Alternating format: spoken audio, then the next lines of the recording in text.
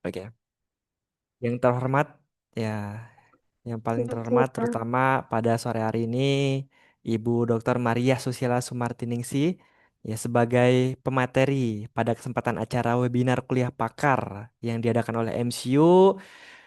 Teman-teman di sini beruntung sekali ya. Kalian di sini tidak dipungut biaya. Acara ini gratis. Dipastikan tolong dengan sangat mohon banget.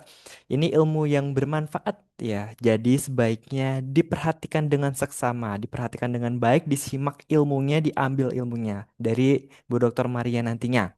Serta teman-teman yang berbahagia, puji syukur kepada Tuhan Yang Maha Esa atas berkat rahmatnya, nikmatnya, sehingga kita masih dapat diberikan sehat walafiat. Perkenalkan, ya saya Mas Gufron sebagai teman-teman atau sebagai moderator pada kesempatan acara sore hari ini, biar teman-teman juga bisa mudah untuk menyimak atau menjembatani kalian belajar kepada langsungnya narasumbernya langsung Bu Dr. Maria. Sebelum kita mulai, alangkah baiknya ya kita berdoa sesuai dengan agama dan kepercayaan yang masing-masing, biar acaranya lancar, biar teman-teman mudah memahami nanti yang apa yang akan dijelaskan. Oke, berdoa dimulai.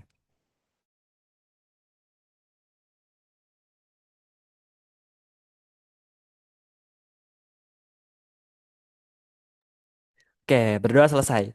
Ya, jadi buat yang baru datang silahkan informasi, informasi link presensi akan dikirim melalui kolom chat pada akhir acara. Jadi yang mau dapat sertifikat, ikuti acara ini sampai dengan akhir karena nanti sertifikat akan dikirim melalui email kalian masing-masing ketika kalian mengisi link presensi kuliah pakar. Oke, bisa dipahami, bisa dimengerti, disiapkan minumnya ya biar nggak haus karena nanti akan ilmu-ilmu yang keren sekali tentunya yang nantinya akan dijelaskan oleh Ibu Dr. Maria.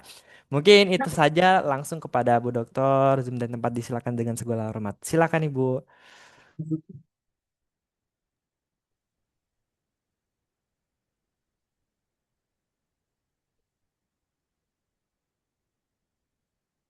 Iya, baik. Terima kasih sekali Mas Gufron untuk memoderasi pada eh, webinar kuliah pakar pada sore hari ini. Saya menyambut sangat bersyukur dan bahagia sekali ketemu dengan para mahasiswa kesehatan di Indonesia, dari Sabang sampai Merauke. Tadi lengkap sekali, ada yang dari Aceh, Gorontalo, Kalimantan, Bali, Jakarta, dan seterusnya. Assalamualaikum warahmatullahi wabarakatuh. Salam sehat dan salam sejahtera Waalaikumsalam warahmatullahi kita semua. wabarakatuh. Ya, Mas Gufran memberikan satu materi menarik sekali. Ini terkait sekali dengan kebutuhan para mahasiswa tentang urgensi penguatan self leadership atau kepemimpinan diri sebagai upaya preventif terhadap terjadinya burnout syndrome pada mahasiswa di kesehatan. Mengapa ini menjadi hal yang sangat menarik? Karena nampaknya memang ada satu fenomena yang kita tidak bisa tutup mata.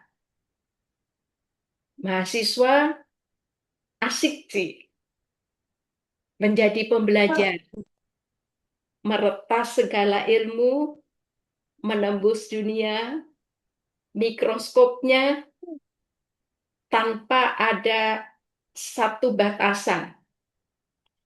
Tapi ada satu kondisi yang kita tidak bisa pungkiri. Ada satu keadaan kadang terasa capek banget. Padahal belum ada kegiatan yang semestinya dilakukan oleh mahasiswa yang mengambil jurusan keperawatan, jurusan farmasi, atau program studi kesehatan yang lainnya. Karena kita paham bahwa ilmu kesehatan adalah ilmu praktek, yang artinya apa yang kita pelajari harus kita praktekkan. Tetapi ternyata belum sampai pada satu kegiatan praktek, kita kok rasanya, aduh luar biasa nih, capek banget, tugasnya banyak, dan semua harus dibaca, materinya kompleks sekali. Akhirnya kita merasa bahwa lelah sekali. tugas, satu dosen belum selesai, dosen yang lain memberi tugas, belum selesai tugas yang kedua, disusul lagi, ada pengumuman harus menghadapi ujian, kuis, dan lain sebagainya. Sebegitu kita merasa dalam keadaan yang kita hektik sekali, dan justru di kondisi seperti itu kita ingin fokus, kita ingin semuanya terselesaikan, kok nggak gampang. Semakin konsentrasi kita menjadi tidak mudah untuk kita fokuskan. Padahal kita ingin benar-benar semuanya selesai dan kita bisa untuk bebas untuk menikmati hidup. Kapan saya nonton film, kapan saya harus dengerin musik, kapan saya harus melukis, gitu ya. Kok kelihatannya kok benar sih sekolah di bidang kesehatan itu membuat kita semenderita ini, gitu ya. Oke, inilah yang kita akan diskusikan. Pada saat di mana kita berada dalam kondisi yang seperti ini, ternyata semangat kita malah menjadi meredup, seperti api yang sudah nyaris untuk padam. Dan kondisi kita merasa tidak baik-baik saja. Seberapa serius sih sebenarnya permasalahan yang kita hadapi kalau kita berada dalam keadaan seperti ini? Padahal kita tidak ingin bahwa mata kuliah yang kita ambil di semester ini itu sampai mengulang. Apalagi kalau kemudian kita sebut dengan gagal. Atau kita juga tidak ingin lolos sih, tapi jauh dari ekspektasi. Kita ingin banget mata kuliah ini dapat nilai A atau minimnya B plus gitu ya. Tapi ternyata B itu pun nilainya B yang kurus, nyaris C gitu ya. Itu membuat kita merasa tidak oke. Nah, ternyata dari beberapa survei, kita mengungkap satu data yang cukup penting. Sehingga dengan demikian terima kasih pada Mahakarya Citra Utama yang begitu peduli dengan keadaan ini, karena kepedulian MCU luar biasa untuk tidak berbarengan mentransformasikan kompetensi untuk supaya semua mahasiswa yang mengambil bidang kesehatan ini lulus dengan cum laude, mengantarkan kompetensi profesional yang excellent gitu ya, tetapi peduli sekali terhadap apa yang dibutuhkan. Jadi terima kasih sekali dengan Mahakarya Citra Utama yang memiliki kepedulian terhadap hal ini. 48-60% mahasiswa kesehatan itu ternyata mengalami burnout. Ini tentu bukan angka yang kita boleh banggakan. Satu angka yang justru menjadi kesedihan, warning, atau bahkan sudah berada dalam kondisi yang emergensi. Dan 58-62% ternyata dialami oleh mahasiswa keperawatan yang mengalami burnout ini. Di kedokteran lebih tinggi lagi. 1 dari 2 mahasiswa itu ternyata terdampak burnout. Tuntutannya untuk menguasai berbagai ilmu yang tidak tunggal, tapi begitu kompleks. Sama antara kedokteran dan keperawatan, di mana mempelajari materi kaitannya dengan pasien yang mengalami tifoid misalnya, ternyata yang dipelajari tidak hanya sekedar bagaimana proses seorang pasien ini mulai terpapar Salmonella typhi, kemudian melewati proses inkubasi, hingga sampai munculnya gejala dan mengganggu kebutuhan pasien sehingga muncul masalah, ditetapkan diagnosa, ditentukan intervensinya, diimplementasikan tindakan terbaiknya, lalu dievaluasi perkembangannya. Ternyata tidak cukup itu. Harus mempelajari tentang anatomi, fisiologi, mempelajari pula tentang hemodinamik, mempelajari tentang bagaimana secara psikologi hal ini bisa untuk juga terdampakkan pada hal yang terjadi masalah yang berhubungan dengan Salmonella TV yang tidak terlihat oleh mata ini. Artinya, setiap uh, bahasan materi itu ternyata memang kompleks sekali. Dan memapar sesosok manusia yang kita kemudian sebut pasien, yang ternyata juga kita harus paham, harus mempergunakan pendekatan yang holistis, yang komprehensif, mulai dari aspek biofisik, sampai psikososial, sampai kultural, sampai spiritual, dan sebagainya. Itukah yang menyebabkan kemudian rentan sekali dengan satu kondisi yang disebut dengan burnout.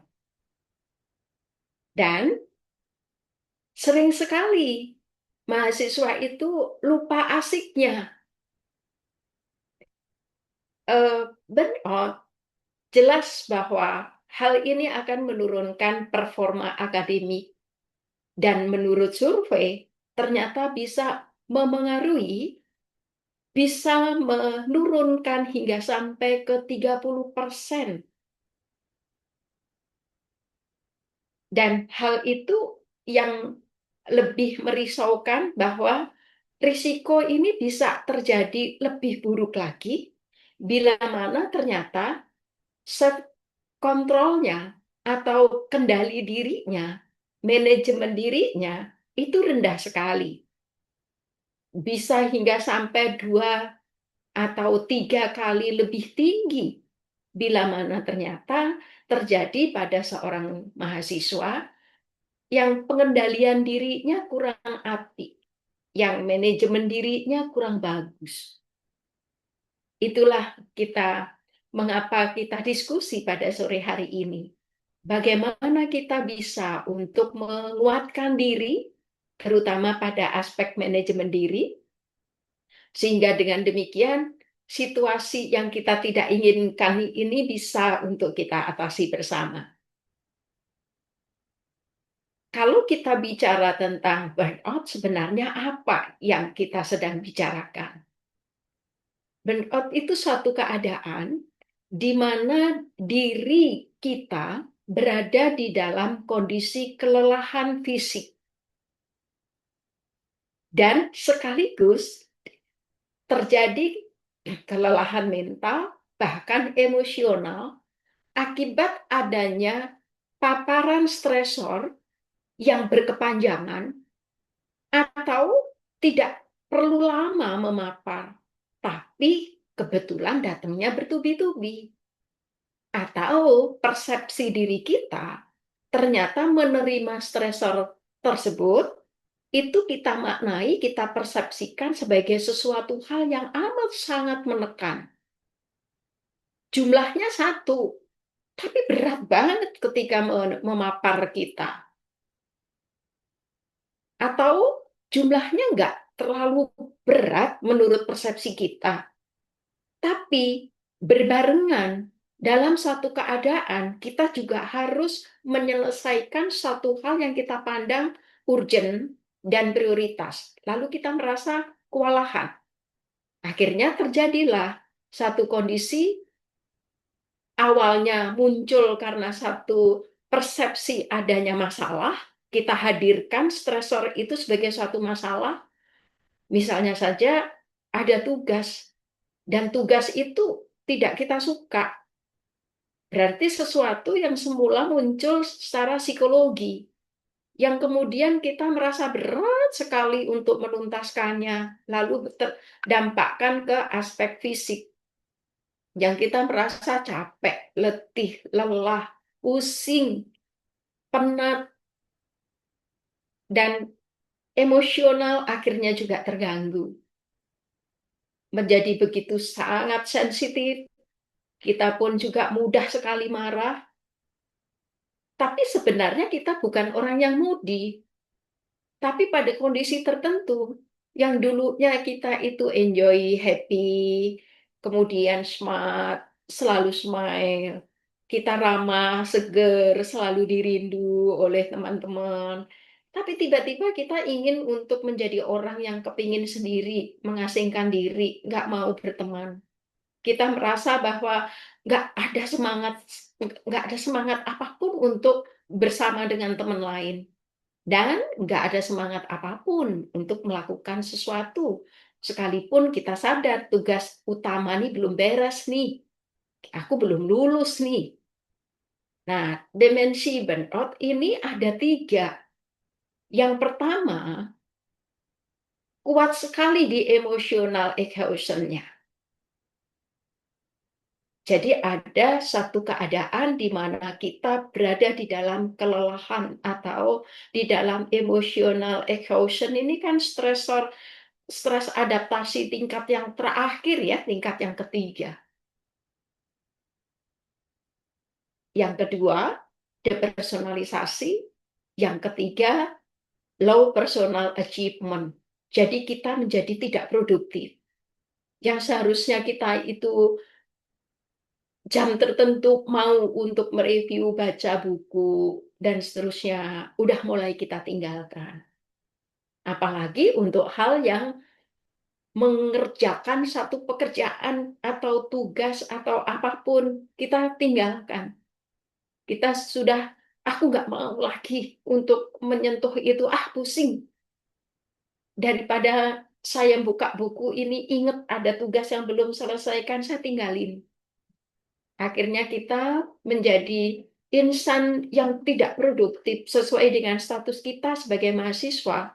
Kita nggak mau untuk belajar juga nggak mau, baca buku nggak mau, mengerjakan tugas apalagi, mempersiapkan diri untuk kuis, untuk ujian, untuk praktek apalagi.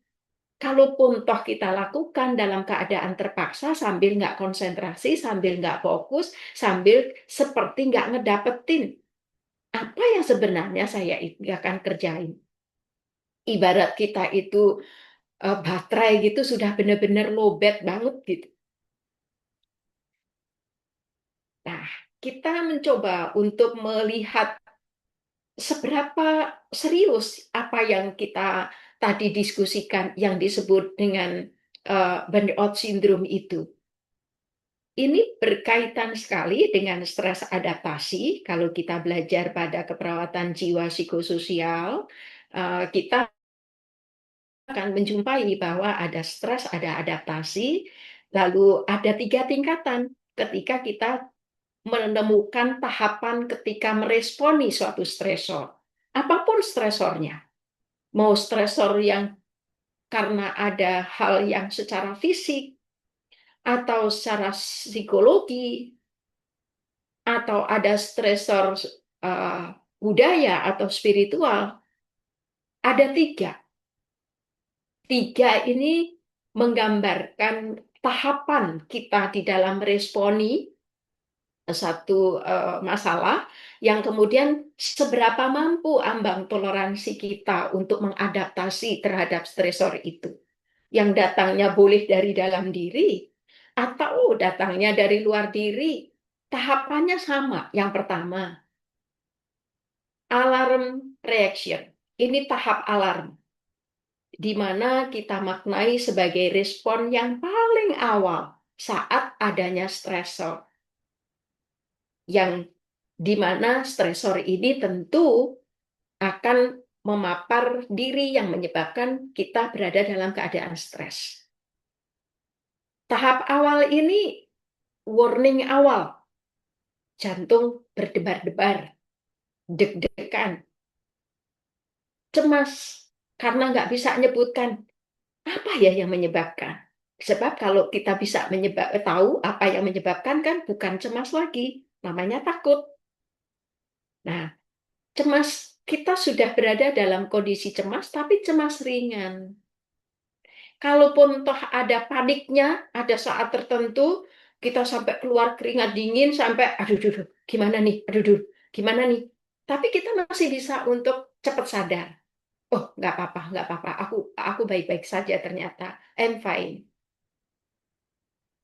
Pada fase yang pertama ini, kontrol diri cukup baik. Dan fokus kita justru meningkat. Terjadi flight of light. Ada bagian di atasnya telinga kita, itu kan ada pituitari. Nah, di situ sebenarnya sensornya ada di situ. Yang kemudian begitu ada stresor memapar, dia memberikan sinyal tentu saja kepada dapar darah, ginjal, jantung, hepar, paru, yang di mana dengan deg-degan ini kan memompa lebih cepat, lebih banyak darah yang tersuplai, kemudian dia juga butuh oksigen, maka paru-paru juga akan bekerja lebih cepat. Tentu ginjal pun juga bekerja cepat. Karena apa? Karena ada suplai darah yang lebih bertambah dan nadi kita juga akan menjadi lebih lebih frekuensinya lebih cepat, kemudian ritmenya ya yang lebih cepat juga dan lebih kuat begitu, dan kemudian tiba-tiba kita juga sering pengen pipis. Nah, itu tandanya bahwa ginjal juga turut bekerja meskipun lah Bu, lah padahal yang cemas ini sebenarnya kan psikologi saya.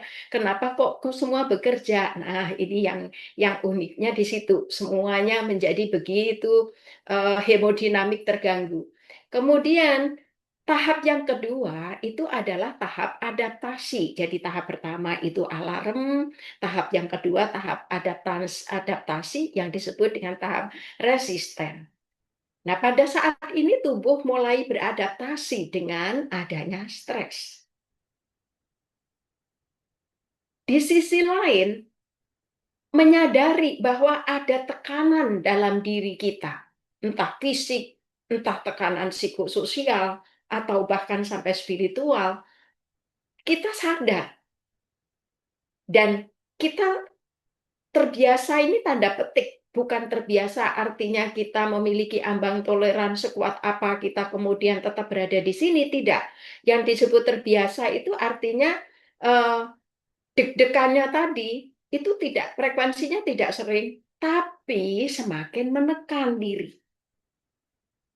Dan pada saat itu produktif kita itu bisa kita paksain lebih lebih melakukan yang lebih lagi. Padahal kita merasa lelah sekali. Tapi belum selesai, aku mau baca lagi. Tapi aduh aku ngantuk sebenarnya. Enggak, aku baca lagi kurang. Kita memaksakan untuk melakukan terus, nggak peduli hasilnya baik atau tidak. Tapi kita ingin ini harus selesai, ini harus selesai. Energi mulai terkuras, kita mulai mengepus diri dengan sekuat tenaga kita, dengan terus-menerus kita melakukan harus selesai, harus saya lakukan, harus saya hadapi. Dan begitu muncul kekhawatiran, muncul, ini gimana ya nanti kalau saya nggak lulus, apapun pokoknya saya harus hadapi, saya harus lakukan. Kita mempertaruhkan diri kita untuk harus ini tuntas. Dan kita tetap belajar, kita tetap melakukan.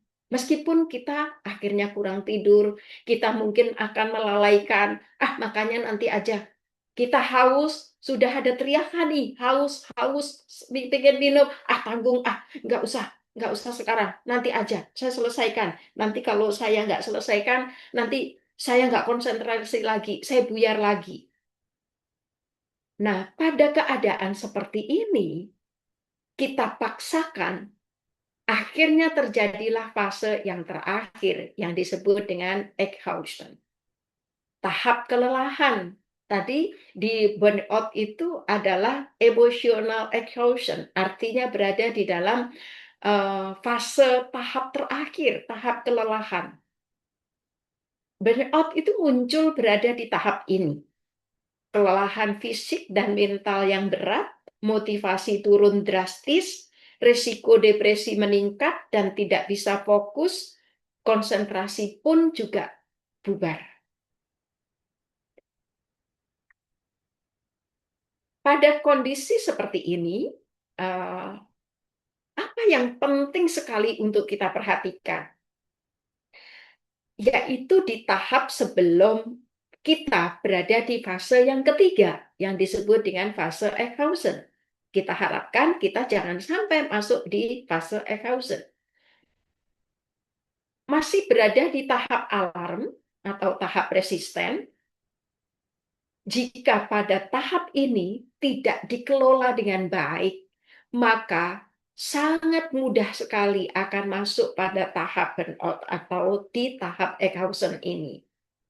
Jadi tadi tahapannya kan ada 3, tahap alarm, tahap resisten, dan tahap Ekhausen. Dan burnout ini terjadi saat gagal mengelola fase resisten.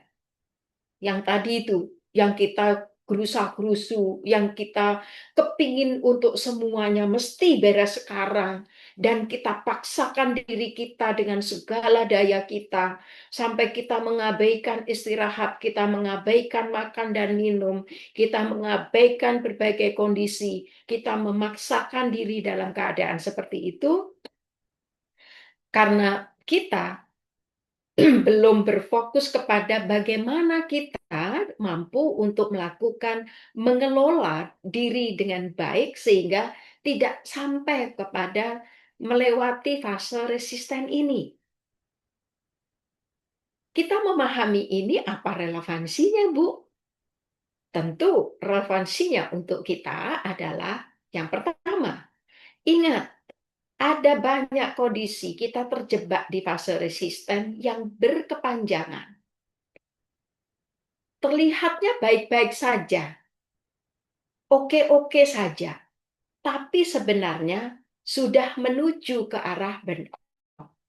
Disinilah peran dari self leadership itu sangat penting untuk supaya kita tidak berada di fase terakhir tadi. Sebenarnya apa yang kita bisa jumpai sebagai penyebab ketika hal ini terjadi? Sebagai mahasiswa, tentu kita nggak bisa pungkiri beban akademik tinggi. Dan belum tentu kita ternyata menempatkan diri pada satu posisi yang menikmati proses di dalam belajar. Sering sekali kita ternyata berada dalam baliknya. Kita menerima satu tugas itu beban. Dan sering sekali kita belum mampu men-shift persepsi bahwa membaca itu nggak asik. Padahal kalau kita itu menonton skripnya sebuah uh, film pendek gitu ya, kok asik ya? Bahkan kita disuruh cerita, apa yang baru dibaca novelnya? Kita dengan sangat antusias bisa untuk menceritakan siapa tokohnya, apa proses yang dialami, bahkan bisa gitu untuk menceritakan apa nih yang kita bisa petik dengan tokoh ini. Nah, kalau membaca pelajaran kenapa nggak seasik itu? Padahal kita punya satu tool yang sama, 5W1H. Mau menonton film, mau baca skripnya sebuah skenario drama pendek atau drama panjang, sebenarnya 5W1H yang kita pakai toolnya sama. Tapi keasikannya kok beda ya. Kemudian, tekanan hidup yang berat. Baik itu tekanan yang berkaitan dengan kehidupan pribadi, kehidupan keluarga, atau tekanan yang berkaitan dengan hal yang sesuai status kita sebagai mahasiswa. Karena kita memaknai bahwa ketika kita mengikuti suatu pelajaran tertentu, itu nggak menyenangkan. Jadi kita menghadirkan sesuatu yang memang nggak suka sejak dari awal, sehingga kita nggak menikmati prosesnya. Dan kita berada di dalam kondisi yang merasa ya terpanggang dengan satu tekanan yang tentu hal ini membuat kita menderita. Belum lagi kalau kita ditanya, apa eh, hidup itu untuk apa sih? Hidup itu tuh perjuangan. Nah, kalau sudah ngomong hidup itu perjuangan, mau bangun pun berjuang, mau untuk cari buku referensi pun berjuang, apalagi mengerjain tugas, berjuang juga. Tapi kalau kita memiliki satu prinsip bahwa hidup itu adalah keindahan, maka apapun yang kita tangkap dari panca indera kita adalah sesuatu yang membuat kita bahagia. Semuanya indah, tugas pun indah, PR pun indah, dan ujian pun indah.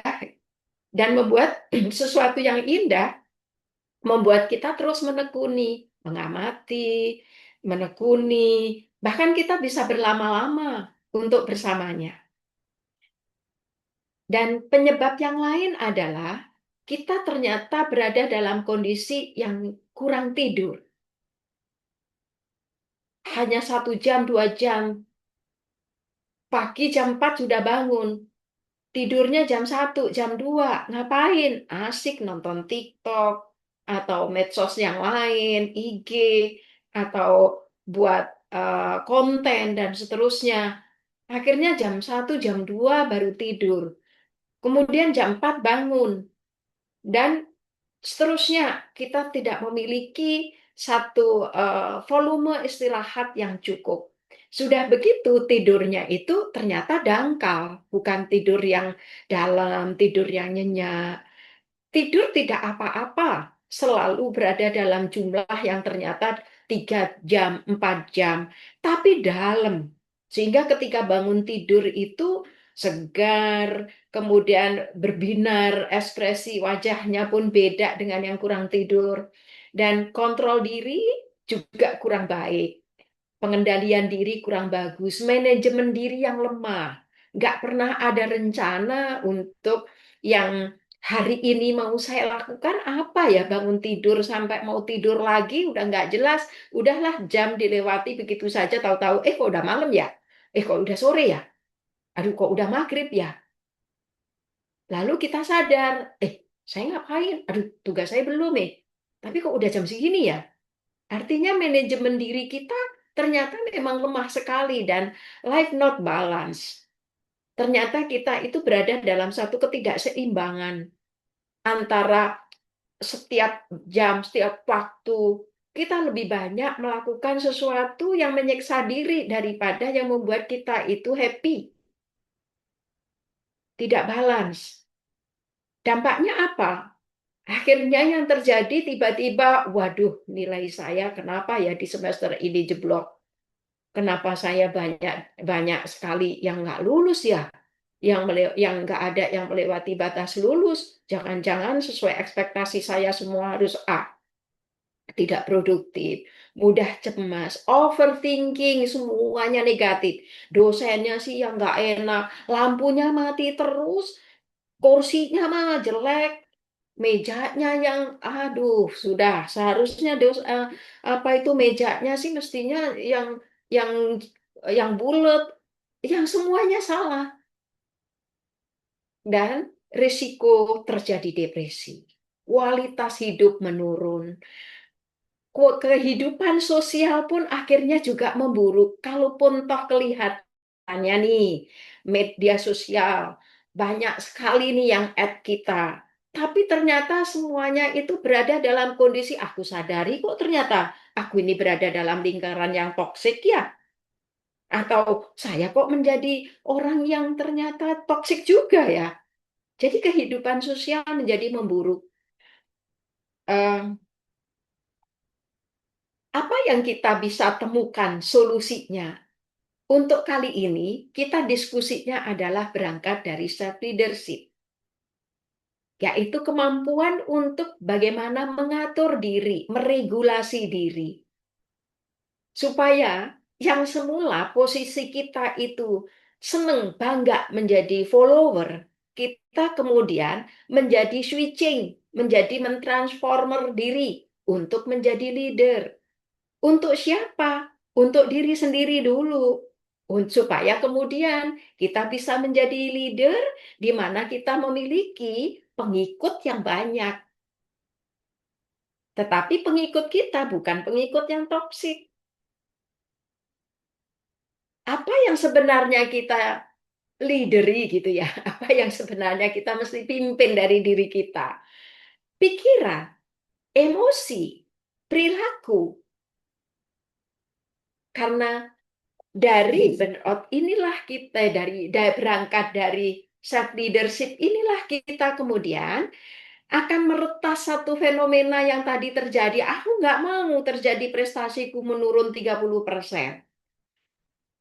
Dan kita ingin lebih meningkat self confidence kita atau kepercayaan diri.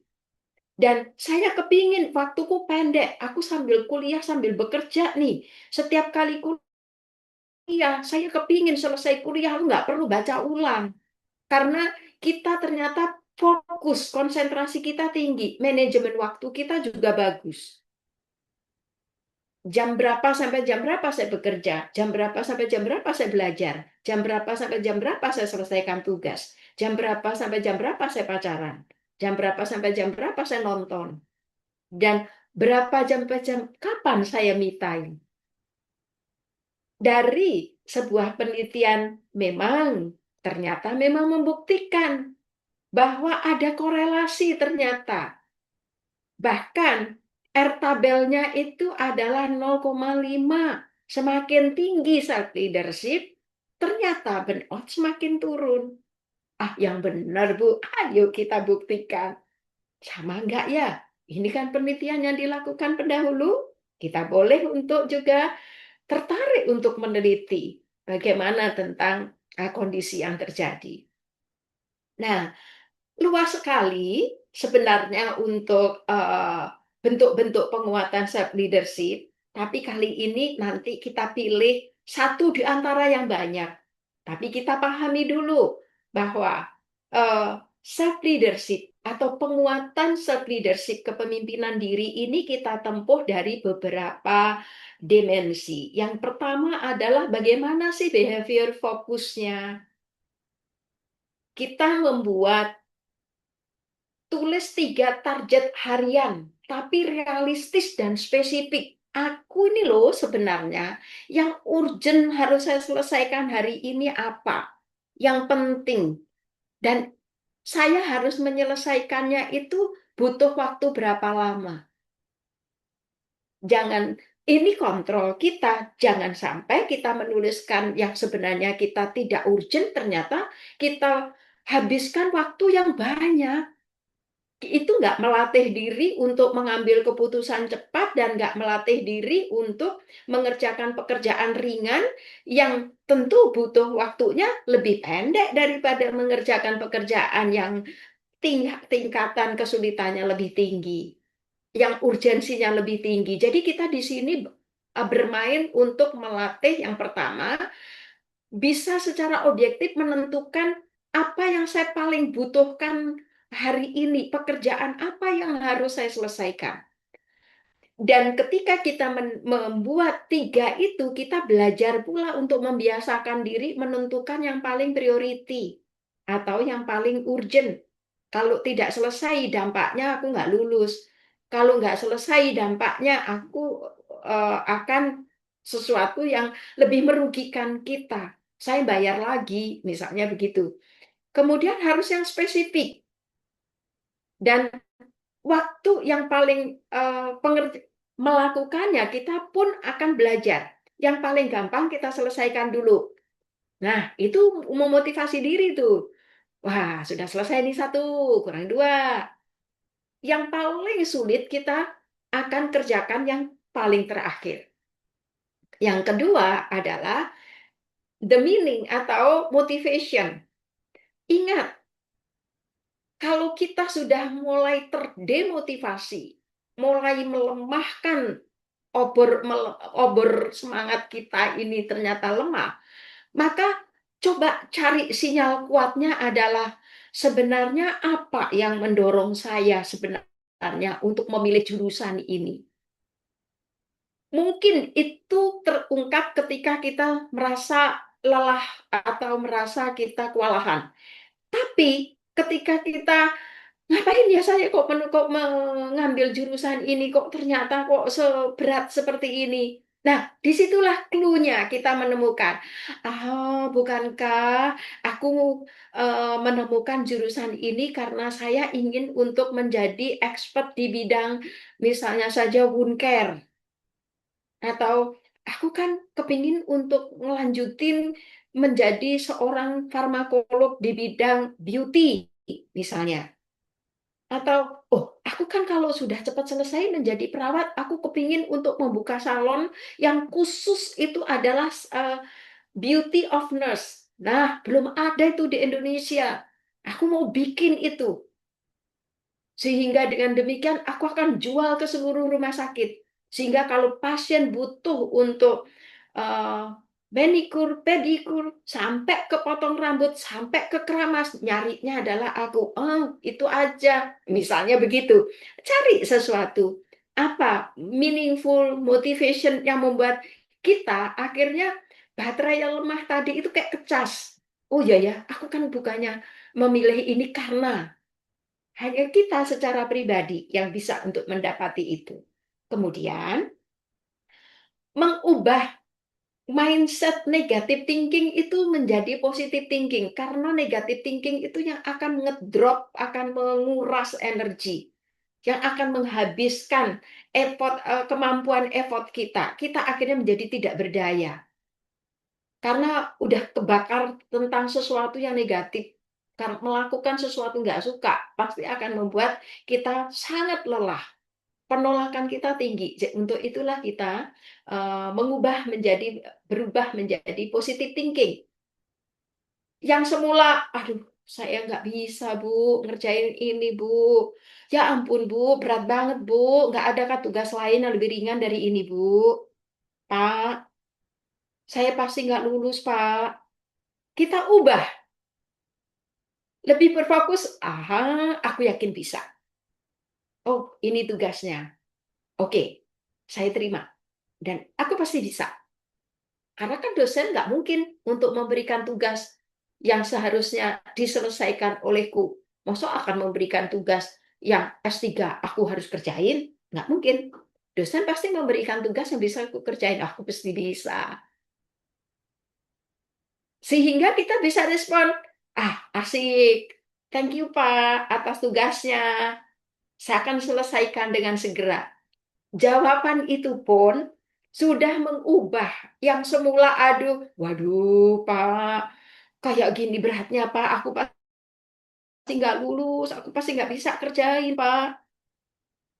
Itu sudah membuat kita nggak kepaten obor, apa maksudnya? Tidak membuat kita itu menjadi padam api semangatnya, tapi justru cari sesuatu respon, kalimat, kata yang menyemangati diri, yang membuat kita full energi lagi. Oke, aku bisa. Oh ya, asik. Karena semakin berat pekerjaan, berarti kan semakin aku ngerti. Kalau yang gampang-gampang aja, ngapain aku sekolah di sini? Balik aja aku ke SMA, ngerjain sekolah tugas-tugas SMA. Oh iya ya, kalau misalnya semakin berat, di sini asiknya. Berarti aku akan menjadi semakin banyak tahu. Kemudian, life balance.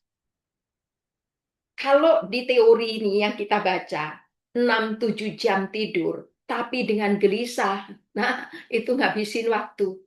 Nggak apa-apa kurang dari 6 jam, nggak apa-apa kurang dari 7 jam, tapi juga jangan 1 jam banget ya, jangan 2-3 jam juga.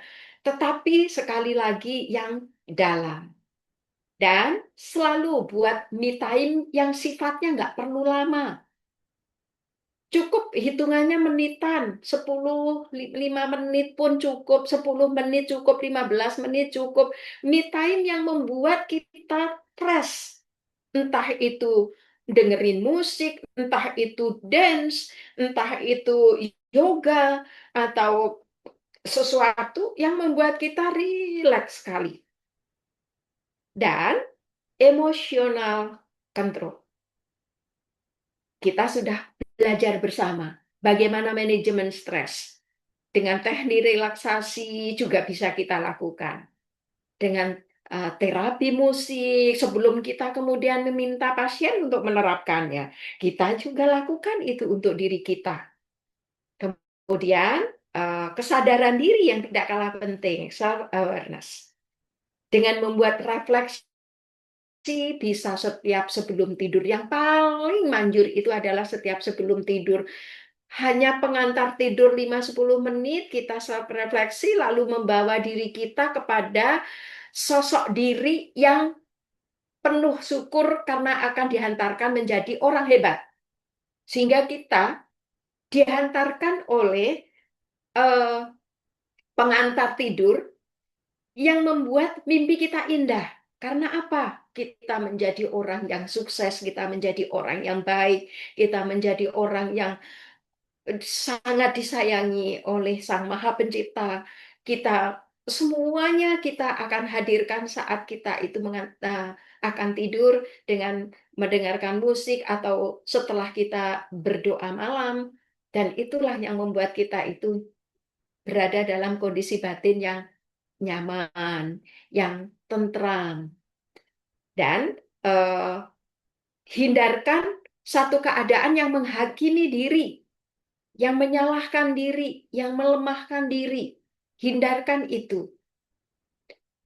Burnout itu bukan karena kita itu lemah, bukan.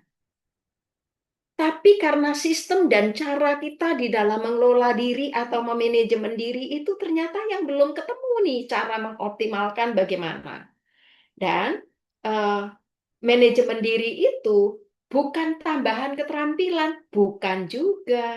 Tetapi manajemen diri itu adalah bagian dari survival skill, sebuah keterampilan bagaimana kita itu bisa bertahan dalam satu kehidupan. Bu, tapi aku kepingin sih bertahan dalam satu kehidupan, tapi yang happy, kehidupan yang saya itu berada dalam eh, diri yang batinku sejahtera. Nah, itu yang justru kita minit. Strategi di dalam self management itu adalah dengan membuat daily goals kecil. Salah satu ini sekali lagi karena waktunya memang terbatas, maka kali ini kita mempraktekkan salah satu dari self management di dalam hal untuk membuat secara psikologi, memanajemen stres psikologi dengan teknik Pomodoro. Nah, ini kita menjadi mengenali ya teknik Pomodoro. Ini latihan mindfulness selama 5-10 menit, kemudian kita melakukan evaluasi diri. Jadi di dalam manajemen diri ini mulai dari pertama menentukan tujuan saya apa. Tujuanku pokoknya yang saat ini aja deh. Aku mau mencapai mata kuliah saya itu lulus nilainya A, gitu ya. Oh, bisa. Kalau demikian, gimana nih rencananya? Kita buat rencana. Rencananya ya saya menguasai materi dari mata pelajaran itu, dan ketika aku menguasai prosesku, aku harus bahagia, aku harus menyukai dan menikmati prosesnya untuk mengantarkan saya mencapai A itu. Prosesnya apa sih? Mengikuti pembelajaran. Nggak boleh saya itu kurang dari 85% kehadiran. Terus apalagi? Ya kalau di situ ada kontrak program harus menyelesaikan tugas, ada kuis, ada ujian tengah semester, ada ujian akhir semester. Oh, kapan itu? Aduh, saya nggak sabar deh menantinya. Ada syaratnya, aku harus nyiapin. Oh, aku kan siapkan dengan baik, make a plan. Yang direncanakan apanya? Yang direncanakan apanya yang dipelajari? Waktunya kapan harus dipersiapkan belajarnya? Bagaimana 5W1H? Sampai ke bagaimana caranya saya untuk melewati proses itu. Dan be patiently. Sabar itu memang sandingannya kuat, gitu ya. Jadi ketika kemudian, ya Bu, lah kok saya ternyata pada kuis kali ini yang seharusnya saya itu benernya 90% Bu. Lah kok ini kebalik? Itu belum gagal. Dan jangan menempatkan diri sebagai orang gagal. Di mana aku salahku? Itu yang kita perbaiki, be patient. Orang yang kuat tidak akan mundur dan tidak akan menjadi patah dan tidak akan menjadi uh, merasa jatuh dengan sesuatu yang belum tercapai yang kemudian justru akan menjadikan sebagai energizer untuk oke, sekarang belum, besok saya akan jauh lebih dari itu. Saya enggak apa-apa berangkat yang nomor 2 tapi nyampainya paling pertama dan paling yang nilainya yang tertinggi. Stay fokus, tetap fokus dari apa yang kita akan tuju. Kemudian tingkatkan tujuan kalau ternyata kita uh, baru sampai mencapai step yang belum seharusnya. Dan tentu kita mesti kerja keras. Ah udah Bu, kerja keras gitu ya. Saya sampai kemudian merasa sudah semua waktu saya. Itu belum kerja keras, berarti set manajemen kita itu belum bagus. Kok bisa, Bu? Bukannya tadi harus kerja keras. Kerja keras nggak harus menghabiskan waktu, uang, dan tenaga. Tapi kerja keras itu adalah ketika kita menyelesaikan itu tuntas. Dan kita tetap berada di dalam kondisi yang oke-oke saja. Sebab kalau work hard kemudian tidak dibarengi dengan self leadership, akhirnya yang terjadi terpaksa, tertekan, merasa menderita, beban, penolakan, dan stay organized. Jadi kita harus bisa untuk mengorganize semuanya itu. Apa yang diorganize? Yang diorganize adalah semua rencana. Kapan dilakukan, dengan siapa melakukan, siapa sumber yang bisa menjadi support, kemudian timeline-nya, plan of action-nya, semuanya begitu diorganize. Jadi kita pun juga punya kehidupan yang begitu teratur. Sangat kelihatan sekali kehidupan yang acak-acakan gitu ya. Yang kita sering sebutnya kan gitu ya. Aduh, hidupmu kok acak-acakan banget sih. Udah begitu datang, sudah terlambat, kemudian penampilan diri tak terurus, sudah begitu aku sampai belum sempat mandi tadi datang ke sini, waduh, dan itu sangat kelihatan sekali dan kuyu dan udah kelihatan udah sampai di sini aku ngantuk, aku nggak tidur, pekerjaan pun juga belum selesai, sangat tidak well managed. Nah, teknik dari Pomodoro ini ditemukan oleh Francisco Cirillo. Bagus sekali kalau kita boleh untuk menerapkan ini. Jadi, metode manajemen waktu untuk meningkatkan fokus belajar dan mencegah terjadinya kelelahan mental atau yang disebut dengan burnout dengan cara membagi waktu kerja menjadi sesi pendek tapi terstruktur. Begini cara sederhananya.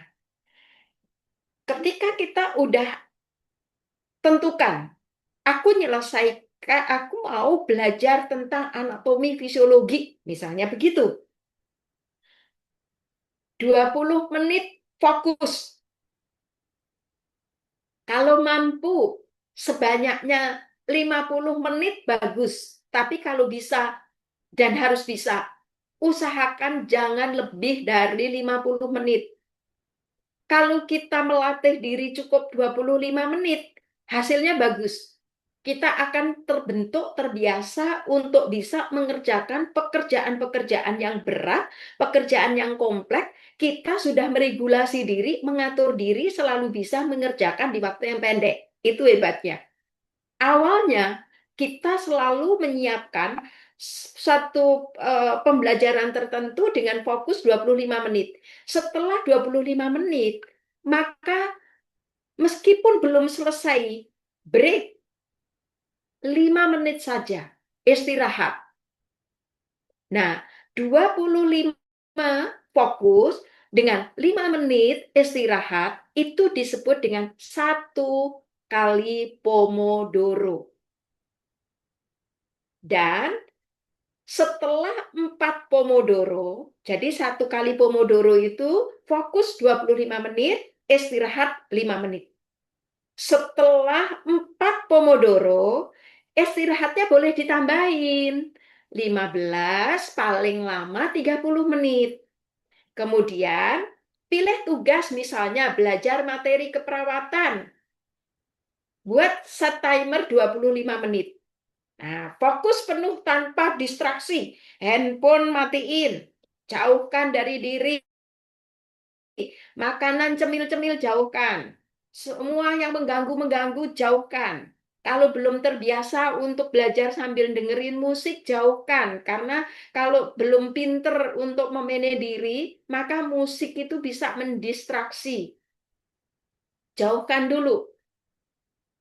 Cukup itu dulu. Setelah bunyi istirahat 5 menit, ulangi siklusnya sampai 4 kali. Nah, kesalahan yang sering terjadi, sering ngecek HP, udah belum 25 menit. Nah, untuk itulah maka, atau sering lihat jam, nggak usah, 25 menit, nanti biar bunyi sendiri jamnya. Kemudian, jangan kontrolnya karena mata kita pengen melihat, udah berapa menit, kurang berapa menit ya. Gitu. Tidak perlu, buat jam sendiri yang akan mengontrol. Kemudian, selama istirahat, benar-benar istirahat.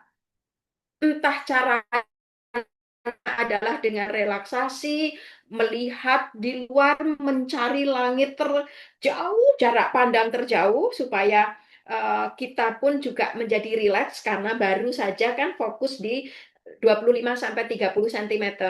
Maka kita kemudian merelaksasi dengan kita sambil bersiul, sambil bernyanyi, kita melihat pandangan mata di yang paling jauh, tapi yang jangan menyilaukan gitu ya, terjauh mata kita, dan di situ jangan memikirkan pacarku gimana ya, gitu ya, utangku gimana ya. Bener-bener istirahat, buat bener-bener bener kosong kalau perlu, atau kalau aduh Bu, saya kalau seperti itu biasanya saya malah inget ya hal yang susah-susah deh. Ya sudah, kalau begitu kita tarik nafas dalam, SBD ya.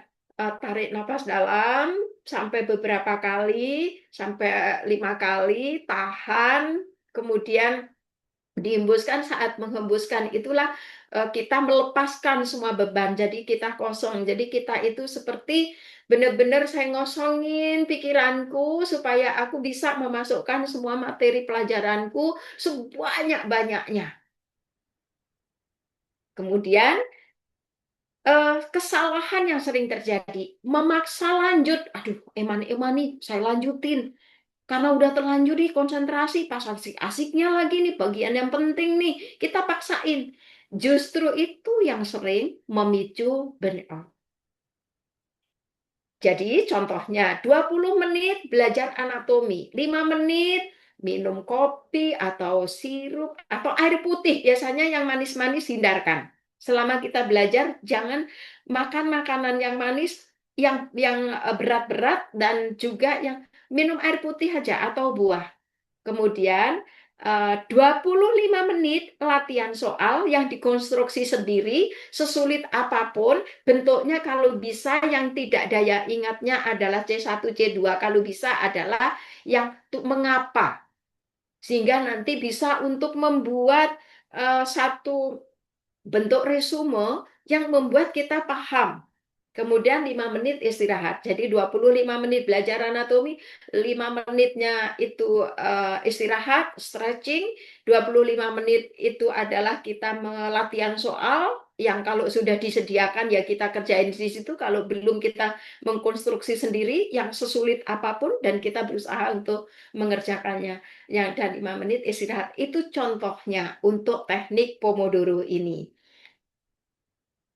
Nah, ketika kita sudah menguasai satu nih tentang satu teknik, sekali lagi tekniknya memang banyak sekali. Paling tidak di awal kita bisa latihan dari sini. Apa sih hubungannya dengan self leadership dengan teknik Pomodoro? Teknik Pomodoro itu melatih untuk behavior fokus. Kita yang penting berlatih diri untuk disiplin waktu. Bukan sekedar kita memanage tentang waktu yang berapa menit tadi, tetapi yang penting adalah saya sudah bisa memprioritaskan apa yang harus saya kuasai hari ini.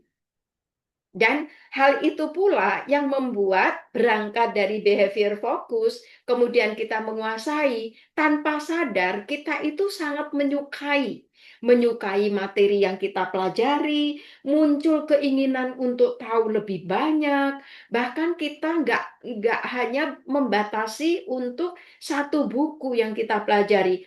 Ini kalau teori yang lain ngomong apa ya? Ini kalau misalnya menurut Eropa kayak gimana ya? Kalau di Asia gimana ya? Kalau di Indonesia begini ya? Apa sama ya peraturannya antara Indonesia, Asia, sama kalau misalnya di negara yang sudah maju kayak Amerika gitu kayak gimana ya? Akhirnya hal itu udah muncul sendiri dan kita ingin untuk menguasai. Kemudian melatih untuk kendali diri, self control, menghindari distraksi. Karena kita belajar untuk bagaimana kita betul-betul memanage ketika ada sesuatu stresor, maka bagaimana cara kita untuk menghadapinya. Ternyata kan kita tadi menjauhkan HP, yang boleh ada cuma minum air putih, yang lain tidak. Kemudian energi manajemen, tidak belajar sampai kemudian terjadi burnout. Relevansinya untuk mahasiswa kesehatan tentu membantu diri kita untuk bisa melewati proses belajar yang di tengah jadwal yang padat, yang tugasnya banyak dan mengurangi kelelahan saat belajar yang lama dan meningkatkan konsentrasi saat membaca materi yang kompleks, yang seperti tadi. Belajar satu materi yang kita pelajari ternyata banyak belajar anatominya, fisiologinya, farmakologinya, gizinya, kemudian mencegah overload mental sebelum terjadinya praktek klinik supaya kita happy, supaya kita penasaran, aku nggak mau cuma belajar teori, aku sudah kepingin untuk gimana ini prakteknya. Akhirnya kita menjadi termotivasi untuk itu. Nah, sebagai satu kesimpulan bahwa penguatan self leadership merupakan strategi preventif yang sangat mendesak dalam menghadapi peningkatan burnout syndrome pada mahasiswa di bidang kesehatan. Dan menemukan makna dalam proses belajar ini bukan sekedar lulus, tapi bagaimana menjadi seorang perawat yang berdampak, mahasiswa yang berdampak, dan strategi self leadership menjadi kunci bertahan dan kita terus bertumbuh, berkembang, dan berdampak. Mulai dari yang kecil, tapi konsisten. Itulah kunci untuk mencegah terjadinya burnout dan belajar bukan soal lama waktu, tetapi adalah bagaimana kualitas fokus. Sama dengan yang tadi. Bukan karena lamanya tidur, tetapi bagaimana kualitas tidur itu. Pomodoro, cara sederhana tapi efektif untuk menjaga otak kita tetap segar. Seperti itu yang kita diskusikan di akhir sesi ini. Ada pantun yang kiranya bisa untuk, oh ya, ini referensi yang kita bisa untuk rujuk ketika kita akan mempelajari lebih jauh tentang bagaimana manajemen diri dan salah satunya adalah kita latihan untuk Iya, iya. memanage waktu yang pendek. Oke.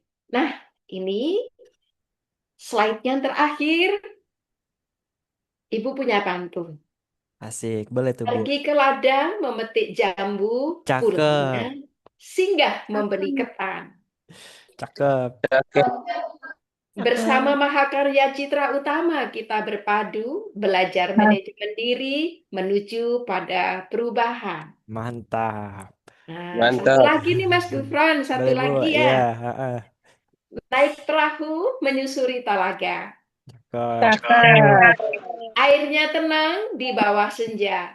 cakep. Cakep. Nah, mahasiswa bukan sekedar pengikut biasa, tapi calon pemimpin masa depan bangsa. Wih. Mantap. Wih, mantap Ibu. Oke, mungkin sebelum kita, baik Ibu, terima kasih atas penjelasannya. Tak terasa ternyata sudah 1 jam atau 60 menit ya pada kesempatan sore hari ini. Izin Ibu, sebentar, saya mau ngasih ice breaking juga nih tambahan Bu, biar seru nih Bu. Izin ya Bu. Boleh? Ya, jadi teman-teman silahkan yuk biar kita asik dulu. Mungkin sebelum ini kita ice breaking terlebih dahulu. Tebak gambar ya teman-teman ya. Ini mikrofonnya saya nyalakan, boleh dijawab langsung atau boleh melalui kolom chat. Jadi yang pertama, bagaimana cara memasukkan seekor jerapah ke dalam kulkas? Kulkasnya dibuka, terus jerapahnya dimasukin, Kecilkan jerapah ditutup lagi, Kak. buka kecilkan. Iya, Kecilkan oke. jerapah. Jerapahnya digoreng, Kak. Masukkan aja, masukkan Nggak aja. boleh Kak, dosa Kak. Jerapahnya ke dalam Oke, Kecilkan jerapah oke, oke, masukkan. oke.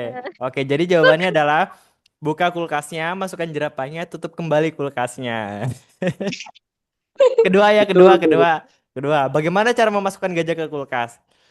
Caranya dibuka dulu Keluarkan kulkasnya, jerapahnya, ya, masukkan Keluarkan gajahnya, jerapah, tutup kulkasnya. masukkan Eh, gajah, terus Oke, tutup kulkasnya. oke, oke. Kebanyakan nih. Yang benar adalah buka kulkasnya, keluarkan jerapahnya, masukkan gajahnya, tutup kembali kulkasnya. Yang ketiga nih, izin nih. Oke. Raja hutan menjadi tuan rumah konferensi para binatang. Semua binatang diundang untuk menghadiri konferensi tersebut. Siapa yang tidak hadir? Gajah. Ah, Ada kulkas. Betul. gajahnya adalah Gajah sama ada jerapah. Kulkas. Ini tuh Iya. sama Terakhir, terakhir, gajah. terakhir, terakhir, Karena gajah di dalam terakhir. kulkas. Ini udah Anda hadir harus semua. Anda harus berenang menyeberangi sungai tempat buaya tinggal. Bagaimana caranya? Ya udah tinggal menyeberang aja kan buayanya Karena lagi. semuanya sudah dalam kulkas. Dan buayanya ke kulkas. Enggak, berenang aja karena buayanya lagi mengikut konferensi Oh para iya. binatang. Oke. Binatang. Oke, baik. Oke, mungkin sebelum kita akhiri pada kesempatan malam hari ini, izin Ibu untuk kita foto bareng ya, Bu. Ya, semuanya silakan nyalain kameranya. Ih, cantik-cantik sekali, ganteng-ganteng sekali. Ih, mantap, ih, keren banget. Sertifikat abis kita foto. Link present sertifikat abis kita foto. Nyalain dulu kameranya dong biar kelihatan dong yang cantik-cantik ini. Ntar mau saya kirim ke Bu Dokter Muaria. Oke, silakan. Nyalain kameranya. Ayo senyum yang lebar. 3, 2, 1. Lagi. 3, 2, 1. Sekali lagi izin. 3, 2, 1. Oke, baik. Demikian telah selesai pada kesempatan acara kuliah pakar sore hari ini. Terima kasih Bu Maria sudah memberikan ilmunya. Semoga ilmunya bermanfaat buat kita semua dan jadi pahala buat Bu Maria. Serta teman-teman semuanya semangat dalam menjalani apa ya, sedang mahasiswa ya, perkuliahan biar lancar kuliahnya, lulus kuliahnya mau lanjut jadi dokter kayak Bu Maria juga silahkan sekali menjadi penerus bangsa. Amin. Amin ya Allah. ini doa Amin. terbaiknya. Karena Bu Maria ini hobi banget ya Bu ya untuk kuliah ya Bu ya. Jadi udah di Universitas Indonesia lalu keluar negeri. Semoga kita bisa jadi penerusnya ya. Jadi kayak Bu Maria ya. Keren sekali. Amin. Oke, Amin. Ibu Maria mungkin ada closing statement atau sudah Ibu?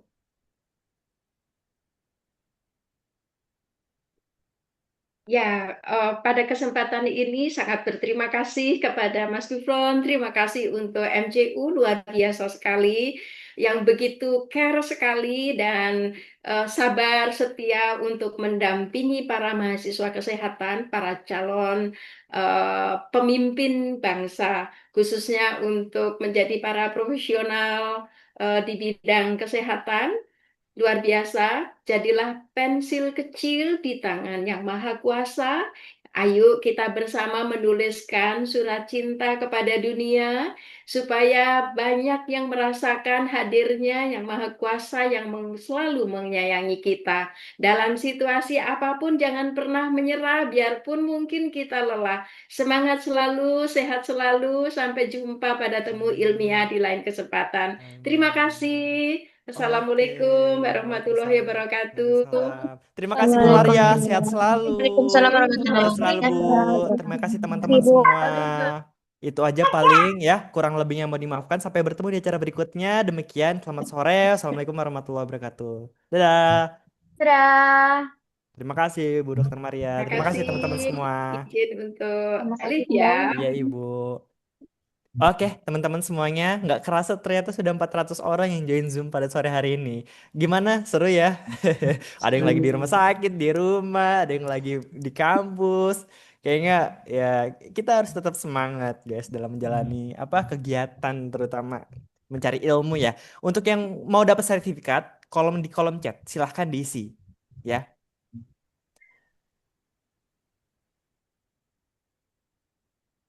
Ya. Nanti ada yang nanya misalkan, Mas saya nggak dapat sertifikat, Mas kok saya nggak dapat sertifikat, Mas sertifikat saya mana, Mas saya udah ikut acara tapi nggak dapat sertifikat. Saya tanya, isi presensi nggak? Enggak Mas, enggak Kak. Nah itu, jadi yang mau dapat sertifikat silahkan diisi melalui kolom chat, ya seperti itu ya. Silahkan. Jika sudah mengisi presensi, boleh meninggalkan Zoom ini. Terima kasih semuanya ya.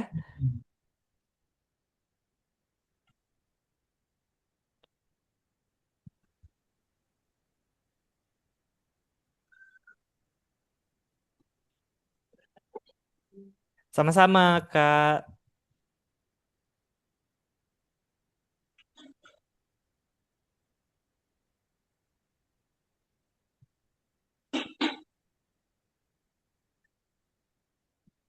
Ya, ini Kak, ini kayak baru join nih ketahuan nih. Kaling absen Kak, baru join Zoom nih ketahuan nih.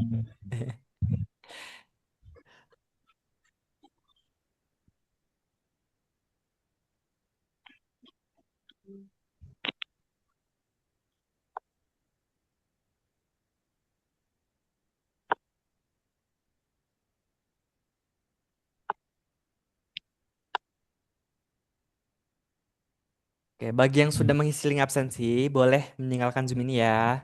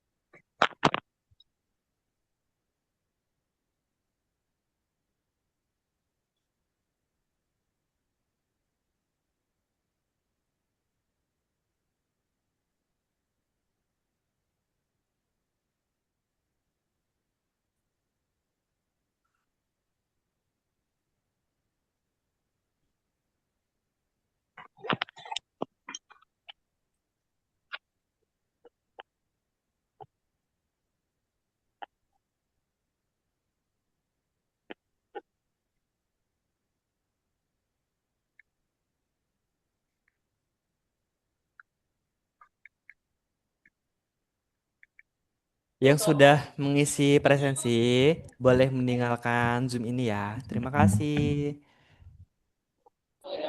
Sudah, Pak. Terima kasih. Sama-sama Kak.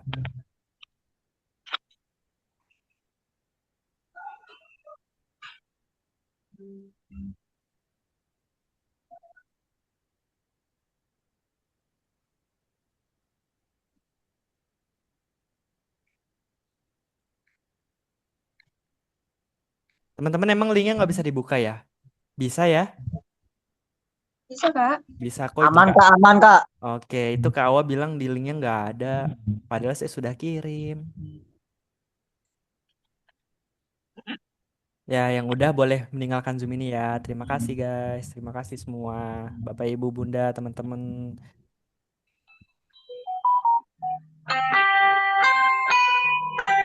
Sama-sama Kak Amelia.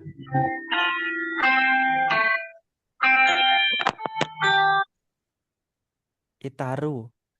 Oh, Gitar. Terima kasih ya, Mas. Terima Saya kasih izin sama-sama. leave. Iya, silakan.